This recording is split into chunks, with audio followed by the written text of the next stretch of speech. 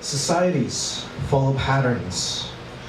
Creating our own rules to live by, we now have something worth killing for. This has been a pattern in human existence, a tribalistic instinct, so ingrained it's almost ritualistic, causing us to kill off an entire rival tribe. We wash our hands with the blood of our enemy without a second thought. Some of the most famous men in history have become infamous solely for their prowess in warfare, their ability to murder millions at the lift of a finger. Attila the Hun and Alexander the Great, they killed, conquered, raped, and pillaged, forced empires to their knees. And with daggers to their back, their native tongues cut from their mouths, allowing them to feign a soulless death and give in to the cultural ways of their new masters. Countless lives, countless stories, countless languages, lost into the never-ending blink of an eye, vanished from history. And the victors will write the history books, written so that the good guys always win. May only the strongest survive. All that I can say is the road to hell is always paved with good intentions. And these patterns continue right into the New World. The Americas. It all started in 1942. The Spanish, the English, and the French all claimed their land, their stolen, native land, erecting crosses and building churches on Indian burial grounds, creating their own holy lands, where they prayed to their own gods on their own terms. After countless dead from war, disease, and famine caused by the Europeans, we all still stand on this land. And we invite the world to join in our glory and enjoy the spoils of war. And people come from all corners of the world, treating the land as a resource and the natives as a nuisance. And polite society continues telling themselves, this land is still theirs, we just own it. The irony hits my eardrums like a cannon. Once again, the victors of the American War wrote the history books, causing us to forget the atrocities they committed, while attempting to further their empires. We still believe them when they say they care, as they drive cars made from and filled with Canadian crude, as they drive them off cliffs in a ritualistic suicide of nature, as they dam our nations and kill off our natural food sources, and they bury their heads in the tar sands and tell us to just go with it, or just get over it with it. And every 15 minutes, we sweep it all under the carpet, again and again. And again, we go back to patterns. My grandfather, who was stolen from his home and put into a residential school, kidnapped from the misty rivers of British Columbia, tossed into an institutionalized cultural genocide built to an industrialized scale. Given new clothing, a new skin, he was stripped from his traditions and left feeling naked in a place of Christian worship.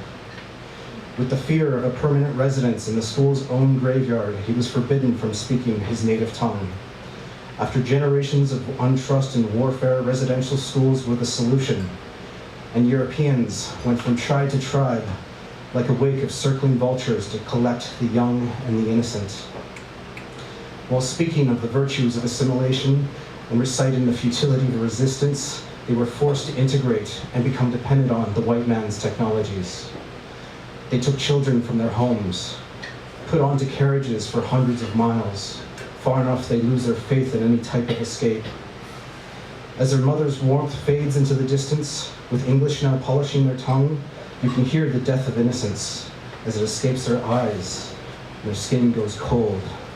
These are no longer children, they are survivors. And patterns repeat. Soon after my grandfather left the residential schools, thinking the worst is now over, humanity dives headfirst into another great war. Another infamous warmonger named Adolf Hitler. The same atrocities that happened to his people was happening to others. And my grandfather was there as he fought shoulder to shoulder alongside the same men that once fought against him. He told me he didn't think twice when handed a sniper rifle and told to march into the wilderness at night. He didn't think twice when he crawled into position outside of a Nazi camp and fired a single bullet at a decorated officer. He told me he never ran so fast. He knew the chaos was spreading across Europe. He knew it happened to his people. he knew he couldn't let it happen to others. The rest is history, one that keeps repeating itself. In returning home, he quickly realized nothing had changed. My grandfather was denied access to further his education, despite the protests of his priest. A system he was forced into now denied him from advancing any further. An Indian agent's iron fist proclaimed that a grade 10 education was enough for this native boy.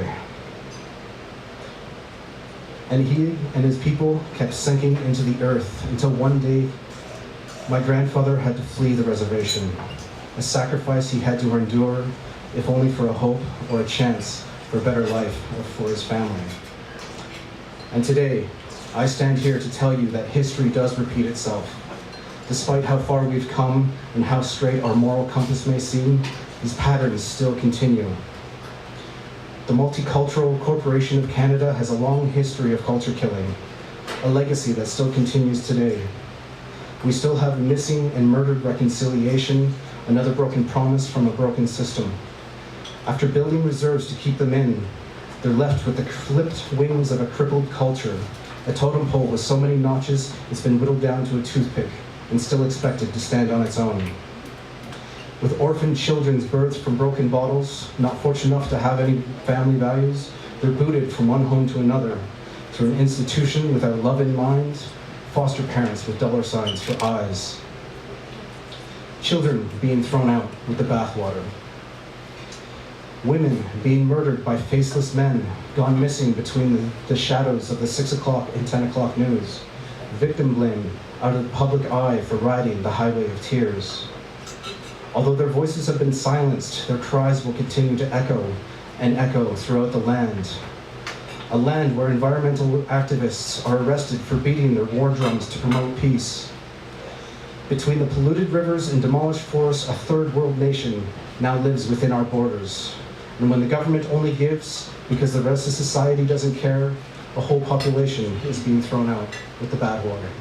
Thank you.